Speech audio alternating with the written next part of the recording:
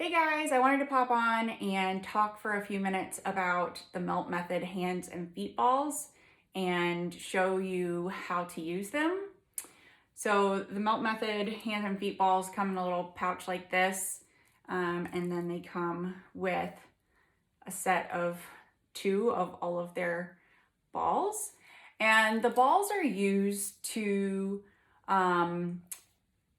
help release tension patterns in your hands and feet, as well as rehydrate all of the connective tissue in your hands and feet. And of course, our bodies are connected. And so it's not just hydrating and releasing tension in your hands and feet, it's also helping to move fluid up into your legs, into your thighs, release tension in your hips. Same thing with your arms. So with your arms and hands, it's helping to release all of the connective tissue all the way up into your shoulders and your neck. And so it just makes it much more comfortable to be in your body. Because of course we use our hands and our feet all day, every day. And especially with repetitive either workouts or things like typing, playing the piano, we can develop strain patterns and, kind of manageable, normal. But then over time, those strain patterns can start to get more chronic and impact the way we walk, the way we use our shoulders, the way we use our arms and our hands. And so it can have a trickle down effect. So I really like using the Melt Method balls. I use them very often, and it helps me to stay a lot more active. I use them more on my feet than I do on my hands because I hold a lot of tension in my hips and in my psoas, which wraps all the way around your hips from the front and the back. So these really do help to release a lot of tension that, it might start in the hips and then feed down into the arches, or it might start in the arches and then feed up into the hips. And so this really helps to release a lot of that and keep that connective tissue hydrated so that, you can just be more comfortable living your life. So anyway, I'm going to demonstrate how to use these balls. But I wanted to first show you what the points are that we're going to be activating with the balls. So just like reflexology, the Melt Method uses a point system on your hands and your feet. And so today we're going to do our feet. And you can see these points. These are on my website as well, but they're numbered, right? So 1 is basically in your arch, and then 2, 3, 4, you guys can count. And then we've got points on either side of the arch, on the outside of the foot, and basically at the beginning of the heel. And so we're going to activate those points using the balls. And so, let's get started.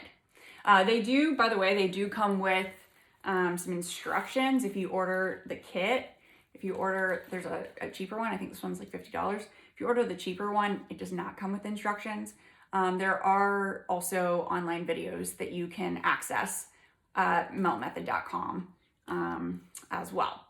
But I think having somebody walk you through it the first time or two is helpful because it can be a little bit confusing and some of the points are really close together. All right, so we're gonna get started. And I use these several times a week. And we're gonna start actually with just standing on our feet, kind of grounding. And I'm gonna close my eyes because it helps me to kind of check into my body. And I'm just gonna notice, am I putting more weight on one foot than the other? What are my legs and my hips feeling like right now? Do I feel balanced? Do I feel unbalanced, wobbly? just notice. And then what I'm gonna do with my eyes still closed is I'm going to lift my toes up off the ground. I'm gonna see for a few breaths, am I balanced, am I unbalanced? So basically what I'm checking for here is to see what is my neurological system doing? Is it balanced? Is it off kilter a little bit? And so the melt method not only helps to release tension patterns, it also is helping, our core stabilizers to really be in alignment. Okay, so we've done our assessments, and typically you'll do those at the end as well. Because I know my body so well and I've been doing this for such a long time, I don't use the assessments as much. But especially when you're getting started, I think it's helpful to remember, oh yeah, this is actually helping. Because in the beginning you might be like, oh, maybe it's helping, maybe it's not helping.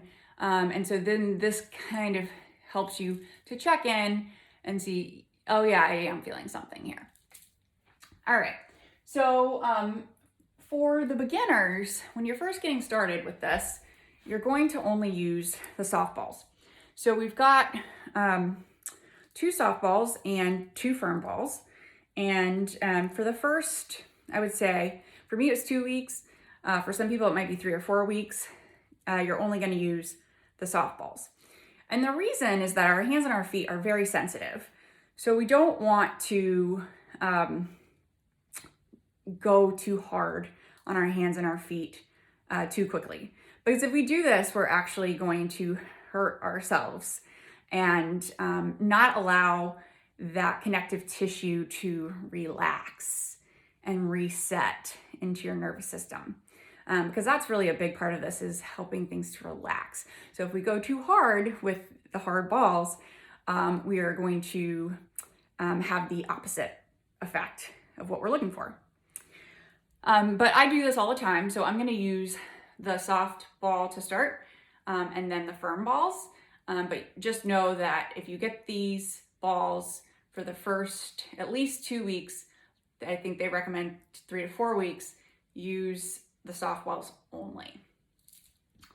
All right, so we're going to start with the large ball here, and we're going to work our way through the points that I showed you on the diagram. Now, one of the most important parts about the melt balls is actually our breathing. And our breath is really like our energy force, it's our life force. And we want to be bringing good prana energy into the body. So I'm going to start on the first point, and I'm going to inhale, and then on the exhale I'm going to put my foot down gently onto that first point. I'm going to inhale again, and exhale, I'm going to lean back onto that point. Inhale, exhale. And so you want to do this like 3 to 5 times. Sometimes I do it more, just depending on how tender things are feeling. And so we're going to do each of the other points now, but that first point we do a few times because obviously our arches can hold a lot of tension in them. So then we're going to go to the next point, which is the second point. So the kind of the knuckle for the big toe. And we're just going to exhale and then inhale when we come up. And then we'll do the next toe. Exhale. Inhale. And we're doing kind of like a little rocking action. So, right now I'm putting my weight in my other foot. And then on the exhale, we place our weight onto the foot with the ball under it. Inhale, and then exhale under that next point. And then last but not least, our pinky toe. We drop it down. So now we're going to do the points on either side of our arch. So we're going to start with the back of our arch, and I'm going to Inhale and exhale on this. And then we're going to go to the front side of the arch. So right behind the ball of your foot. And we're gonna put weight on there. And then we're going to go to the outside of the foot. And so it's kind of like, sometimes there's a little bone right there that sticks out. And that's really like that fourth point. And we're going to inhale and then exhale. And breathing really is the most important part of this. And then we're going to go to the fifth point. So there's 5 points total. And exhale. And, you know, depending on what you're doing, you might find like some points to be kind of spicier than others. You know, so just notice it and you can kind of see and modify, you know, so if anything isn't feeling right, then you just back off a little bit. All right, so next we're going to use the small ball and we're going to do all of those points again with the small ball. So if you're starting out, then you would use the soft small ball next. And it's the same pattern. So we start under our arch, back up so you guys can see.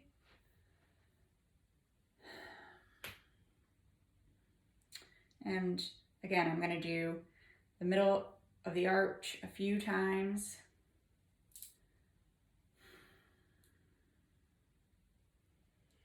And then I'm going to start under the toes, the knuckles for the toes. This is where the diagram is really helpful, so that you can actually see exactly kind of where I'm putting this ball. This is why it's also helpful to work with somebody like the first time, so you can just kind of understand where each of these points is. So now we're going to do the back of the arch again.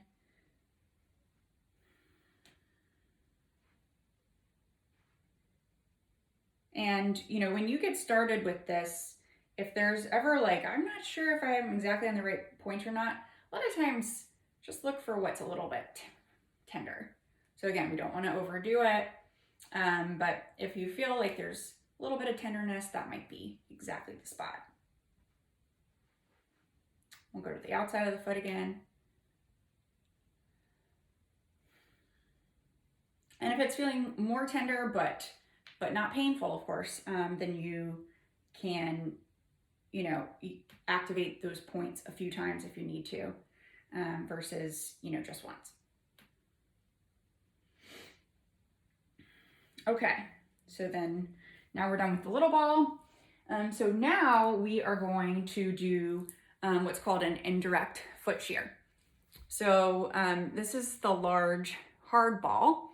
If the pain is if it's too much to use this ball when you're first getting started, you can of course use the soft ball. Beginners can use this hard ball. The main thing is just to remember not to put too much weight on it. So if it feels owie, then just back off a little bit and put less pressure on that spot. All right, let me back up a little bit so you can see. And with this one, this indirect foot shear, we're just gonna put it under the first point on our arch. We're actually just gonna curl. So put as much weight as feels comfortable, feels good, but not too painful. And we're just gonna curl our toes and wiggle them a little bit.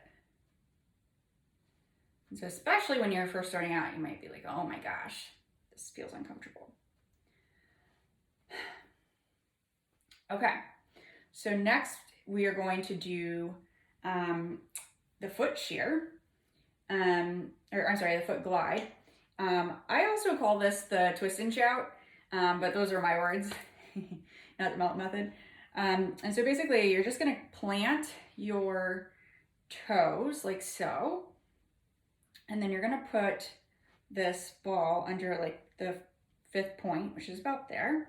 What we're gonna do is we're just gonna wiggle our foot side to side, and we're gonna move the ball while we're rotating to the back of the heel, and then back to the front of the spot. So we don't really want the ball to move a lot, and the ball should mostly stay where it is. So I always think of it like a twist and shout action a little bit. It's mostly coming from your ball of your foot. All right, so, and it's gonna feel a little weird. I feel like, am I doing this right? Not sure, you know? And you are. Okay, and so that's literally all there is to it. And then next, we're actually going to do a foot shear. And I call this like you're grating cheese. So again, you're about your 5th point, and we're just going to go side to side. Feels like doesn't look like you're doing a lot. But I feel like it's grating cheese. Okay, so next up, we're going to do a foot rinse. And so first we're gonna move, we're gonna start under our big toes, and we're gonna move towards our pinkies. And then there's a second foot rinse thing that we'll do as well. So we start under our big toe, and we're just going to rotate it to the outside of our foot. And we're gonna do this like 3 to 5 times.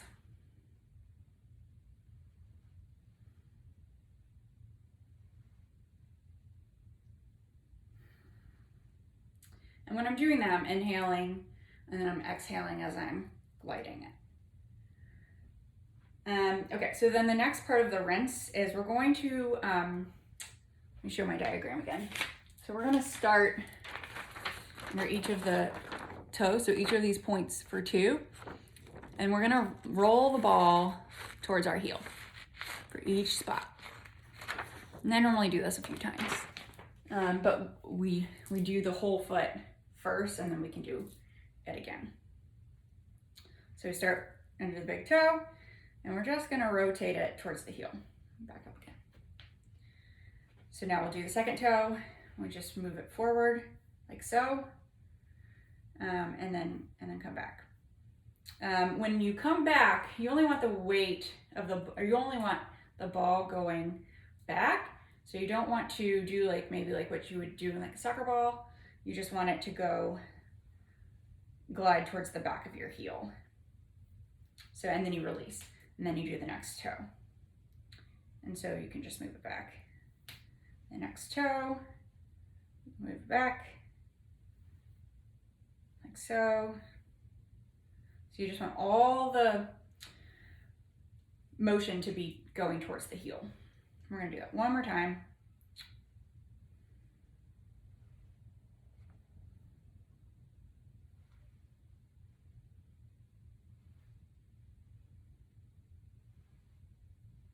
Okay, so then that's it. And now the last part is called foot friction, and it's the part that you're definitely gonna wanna do. It's gonna be like, when do I get to do that part? You get to do it right now. So you get to just roll the ball under your feet. And that's it. And so now we've done a whole side. And so a lot of times, especially in the beginning, you may want to do another body scan and see okay, how do I feel? Do I feel better? Does that side feel more relaxed, more energized? So anyway, more rejuvenated. And so then you'll do the other side, and then you'll do a final scan, body scan, and see, okay, am I feeling more relaxed? Another thing you could try before and after is